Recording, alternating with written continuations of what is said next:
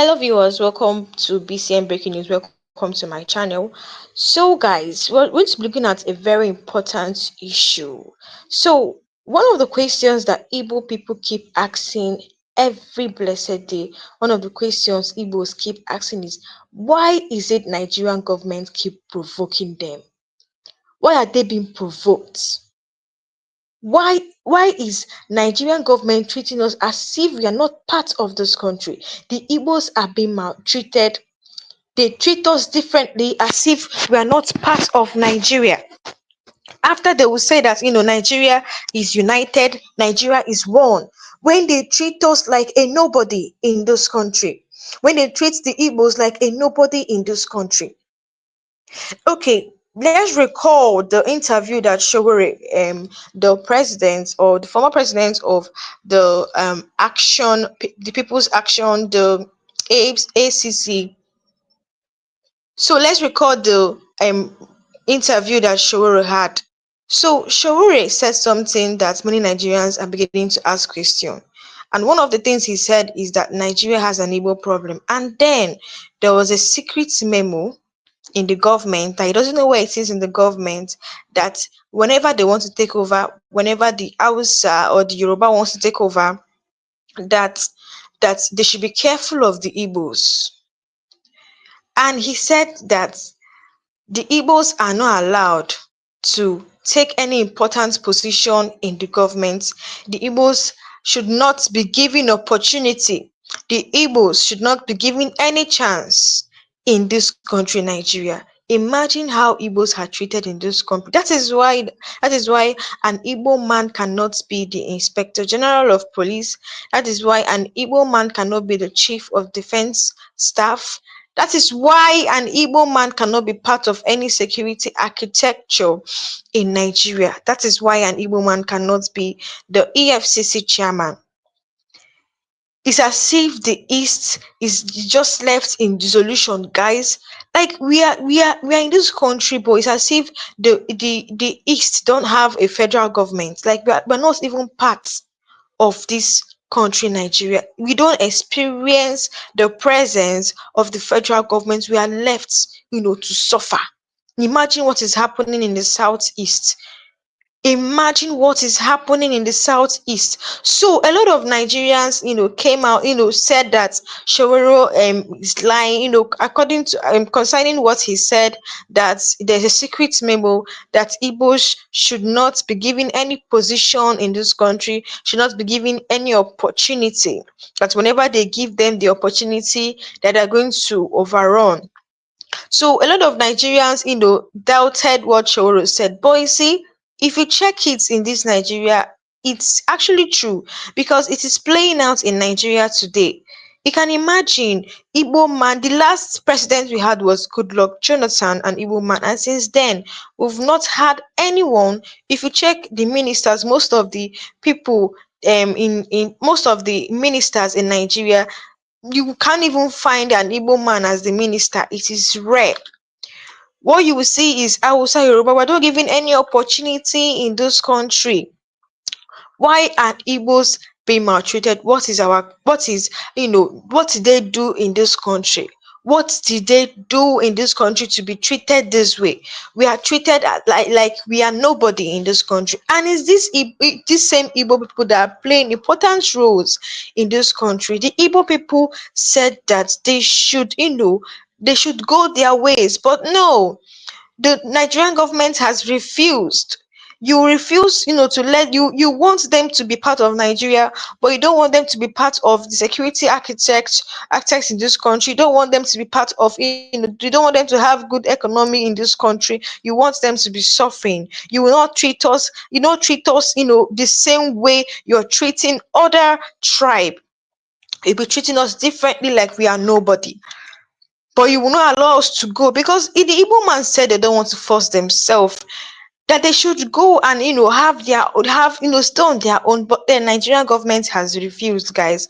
Imagine, guys, I just want to take a look at this video, where this honorable Obi Agwocha came out. He had an interview, and then he talked about Mazin Namdekano's detention, and also lamented on how Igbo people are treated differently. Guys, take a look at this video. Where every other Nigerian will scale certain circumstances, the Igbo man will find it very difficult to scale. But what we thought would have been more meaningful is the invocation of sections 174 of the...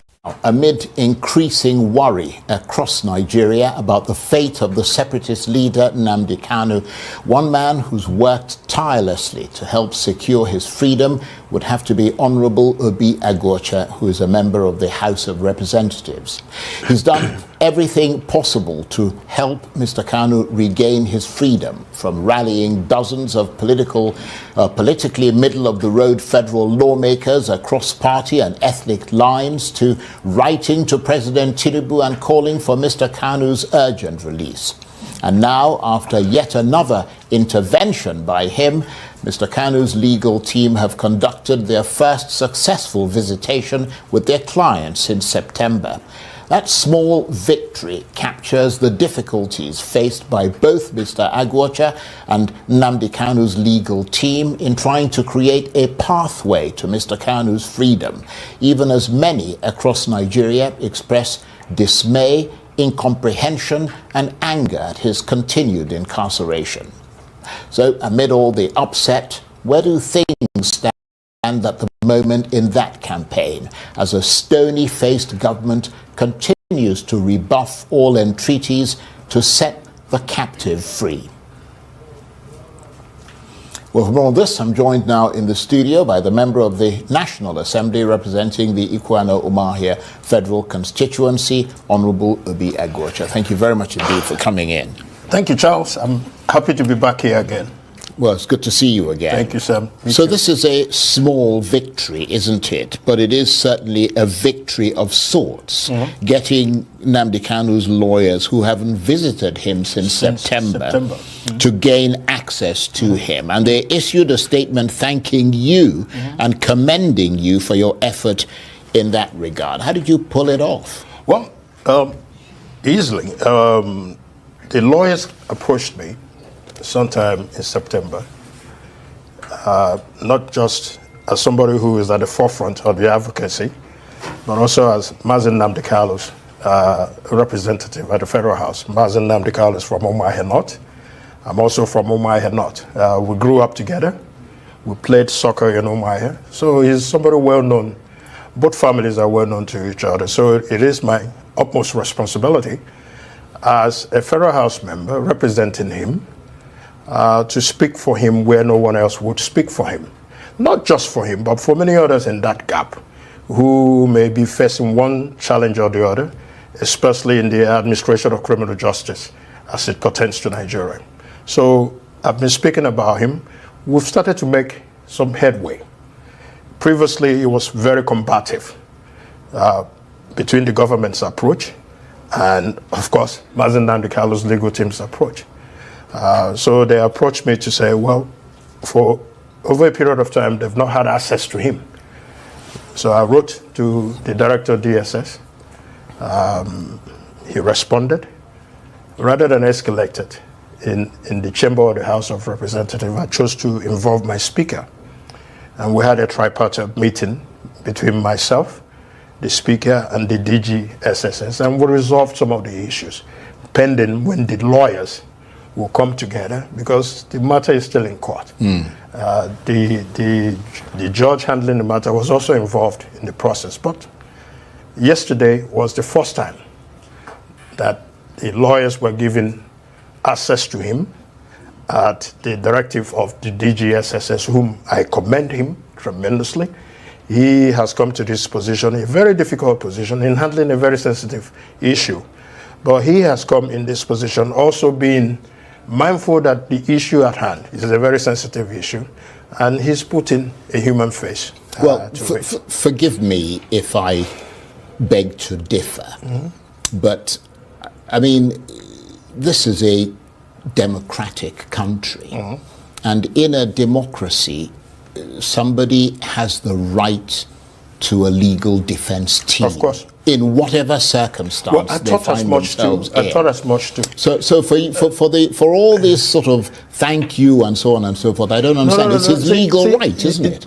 The legal issues, like I said in my earlier statement, that are well known to both parties, it stemmed from the Mazi Nnamdi Kalu's legal team requesting for a recusal of the judge. So the judge, recall, recused herself.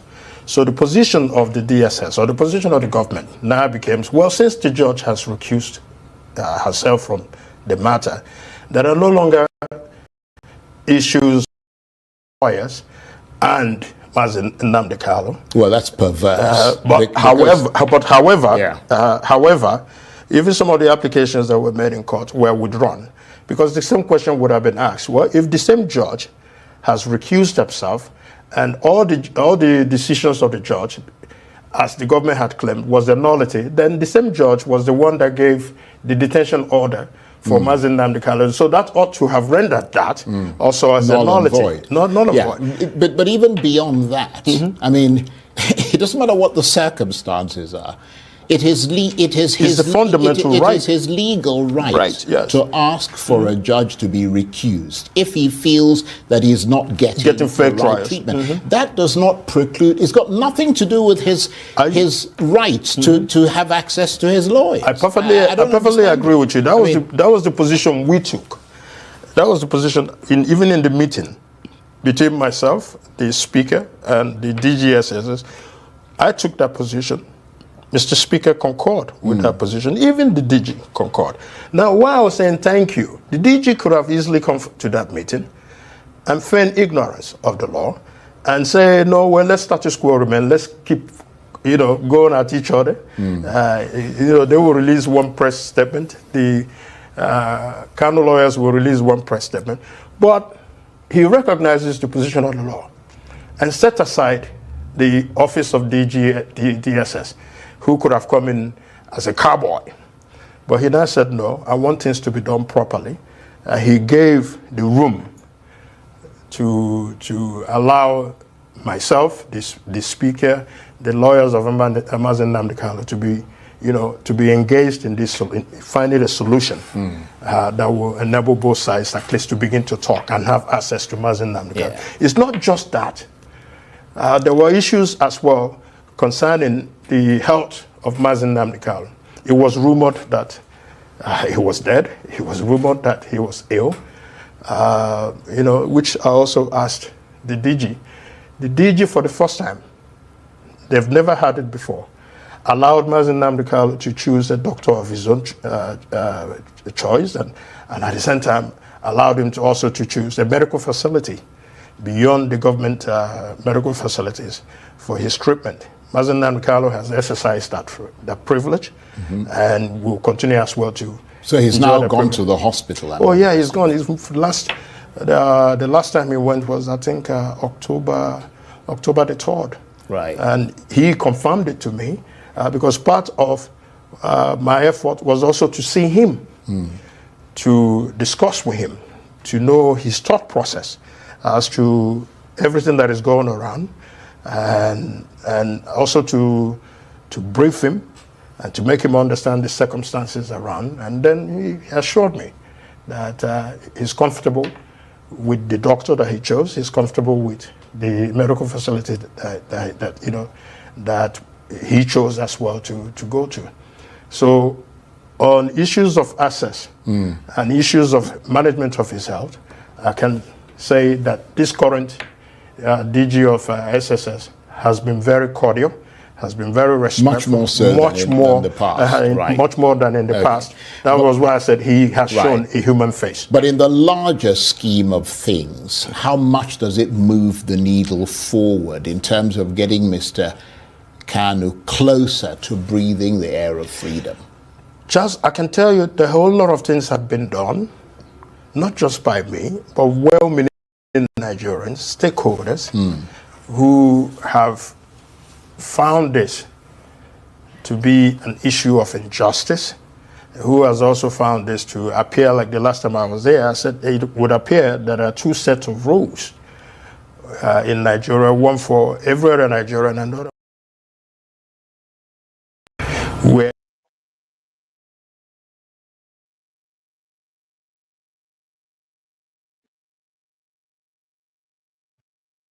where every other Nigerian will scale certain circumstances, the Igbo man will find it very difficult to scale.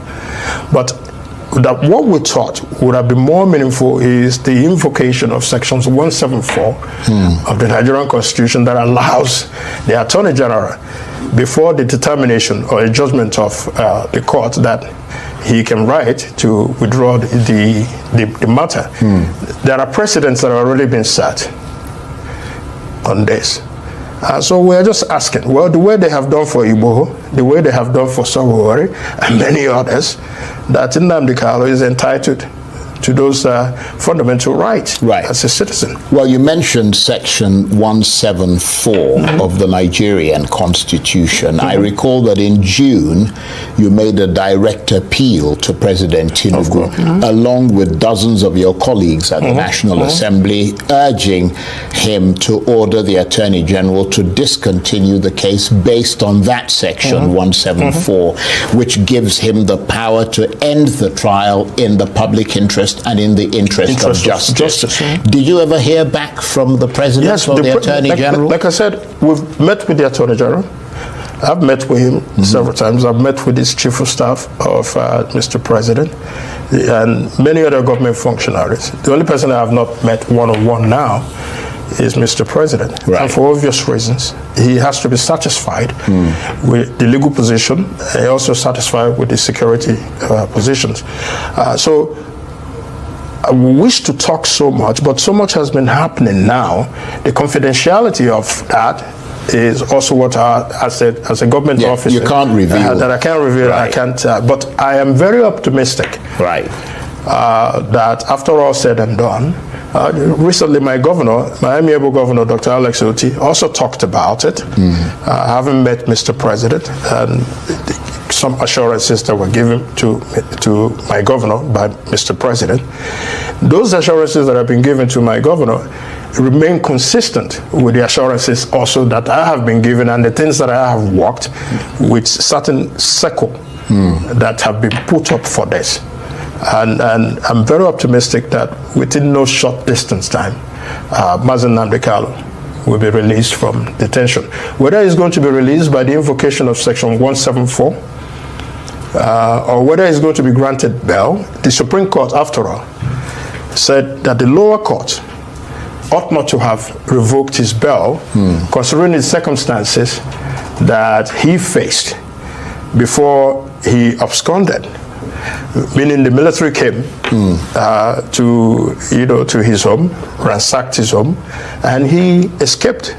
Possibly, if he was there, he would have been shot dead, just like many others. The Supreme Court held that under the circumstances, his actions of running away was justifiable. That's what the Supreme Court said. And so that since they have already said that he cannot be denied bail, it is also our desire that if bail can be granted to him, I am willing, able to countersign that bail so that he can have the ability to leave detention, at least to be able to take care of himself, see his family, and undertake other activities that such a person should.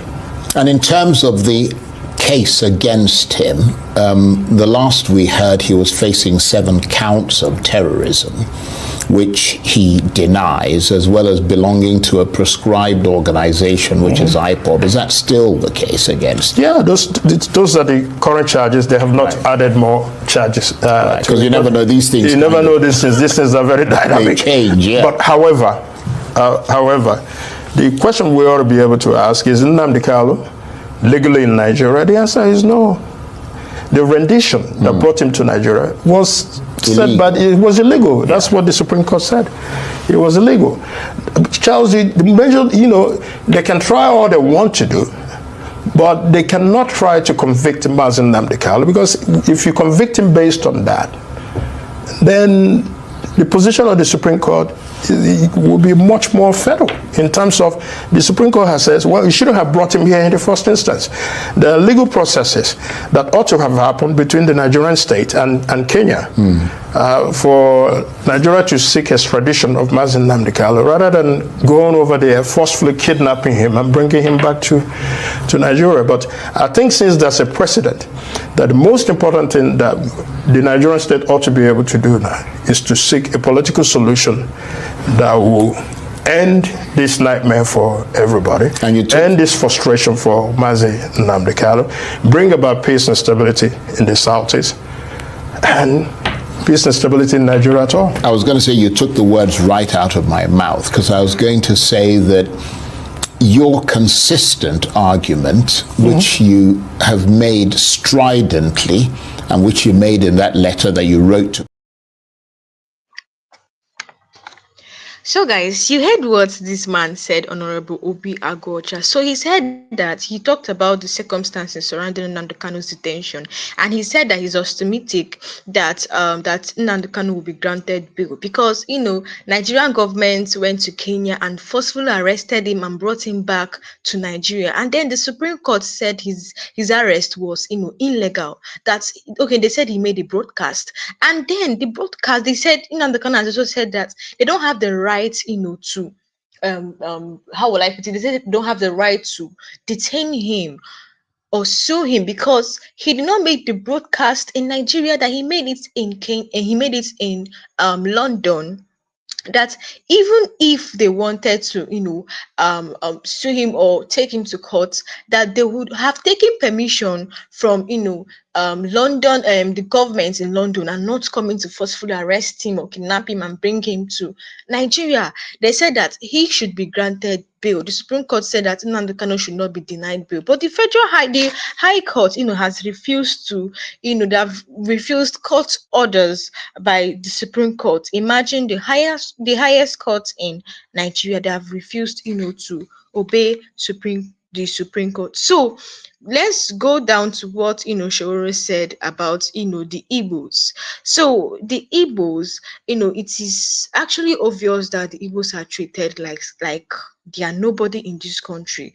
Sowore in his last interview said that there's a secret memo, he doesn't know where it is in the government, that Nigerians that Igbos should not be allowed or should not be given opportunity, they should not be given chance in this country.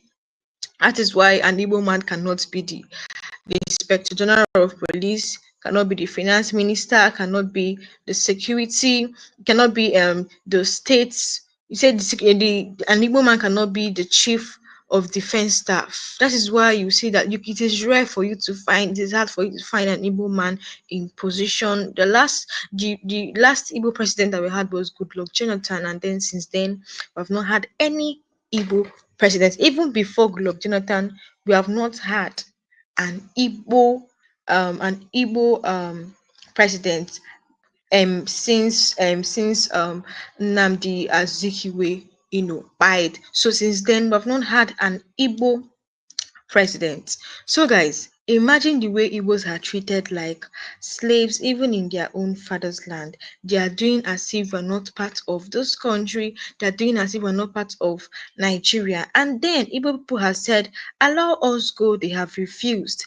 Tinubu has not even mentioned Nnamdi Kanu's case for once. Never. He has not mentioned it for once. Even not the letters that Igbo, or the letters that Ohaneze Ndigbo has been sending to him concerning the release of Nnamdi Kanu. He has not even mentioned it for once. I don't know whether he's scared, that the Northerners will rise up against him and then they will not allow to vote for him in 2027. I don't know, because this same Tinubu is the same person that released, imagine a Fulani man that bite so many people, that came out to tell Nigerians or the world that he was saying he bite so many people. Tinubu released him because the Fulanis started protesting, saying that Tinubu must do something about after they arrested him, because Nigerian government arrested this Fulani man that bite a lot of people.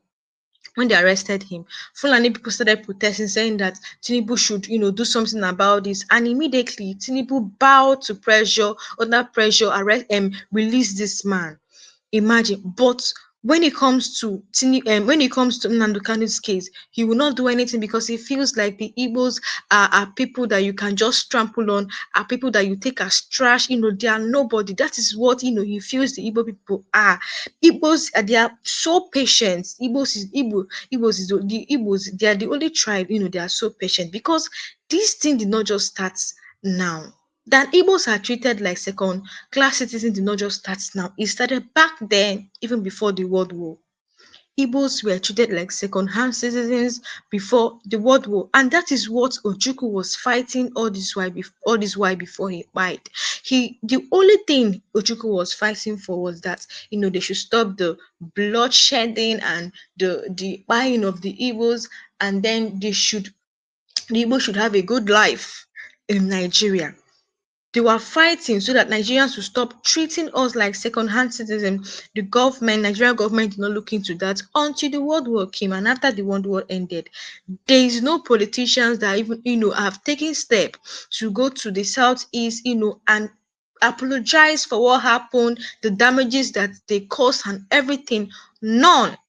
Sowore said that they say that Nigeria has an Igbo pronoun, if he was the president of Nigeria today, that the first thing he would do is to go down to Igbo land and apologize for what happened during the war, the damages and everything, and then ask them what they want, and then everybody will be united. The Igbo man, this all these things just started from even before the World War, the way Igbos were treated and all of that. And that is why Nnamdi Kanu is saying that, Igbo should go. Initially, Sowore said that, the initial plan of Nnamdi Kanu was not for Nigeria to divide, but was for, Igbos Igbo to have a good life in Nigeria, and then to stop the buying of the Igbos. That was what, Sowore said that was the initial plan of Nnamdi Kanu when he met him.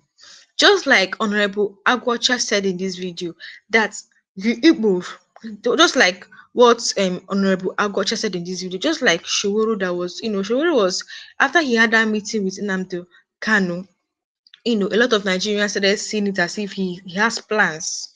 He has plans, with Nnamdi Kanu, and they arrested him, and they later released him. So Honorable Obi Agocha said here that, just the same way that they did to all these leaders they released, they should release him. The Supreme Court said that Nnamdi Kanu should be granted bail, should not be denied bail. But till now, this people has, kept him for so long. For how many years in DSS custody? This is wickedness. And then Tinubu is silent to this Nnamdi Kanu's case. He's silent, even not just to Nnamdi Kanu's case, to what is happening in the southeast. He doesn't care. Igbos are so patient because this is not just start today. And then I feel that Nigerian government should start looking into this secret memo that Sowore talked about. Why was it made? Why was it drafted? Why is it Igbos are not given the opportunity, to take over, or to, to take over positions, political positions in this country, Nigeria? Are we not part of Nigeria? They say we are one. Why is it they need to be talking about this secret memo? Why are the Igbos being treated like this? Why are being treated as if we are not part of Nigeria? Why is it we don't experience the presence of the federal government? Why are they provoking us?